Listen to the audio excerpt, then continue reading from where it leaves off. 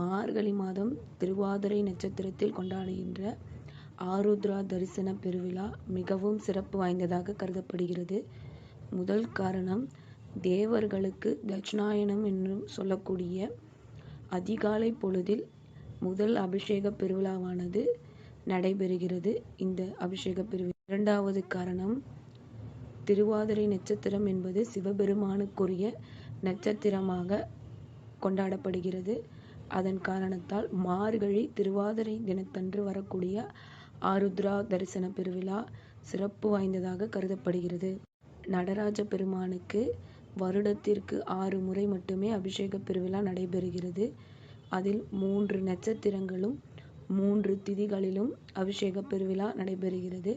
அதன் காரணம் என்னவென்றால், நமக்கு ஒரு வருடம் என்பது தேவர்களுக்கு ஒரு நாளை குறிப்பதால் அவர்கள் நடராஜ பெருமானுக்கு நடத்துகின்ற 6 கால அபிஷேக பெருவிழாவை குறிப்பதுதான் நடராஜ பெருமானுக்கு நாம் வருடத்திற்கு செய்கின்ற 6 கால அபிஷேகங்கள். அதில் முதல் காலமாக கருதப்படுகின்ற மார்கழி மாத திருவாதிரை நட்சத்திரத்தன்று கொண்டாடப்படுகின்ற ஆருத்ரா தரிசன பெருவிழா மிகவும் சிறப்பு வாய்ந்ததாக கருதப்படுகிறது.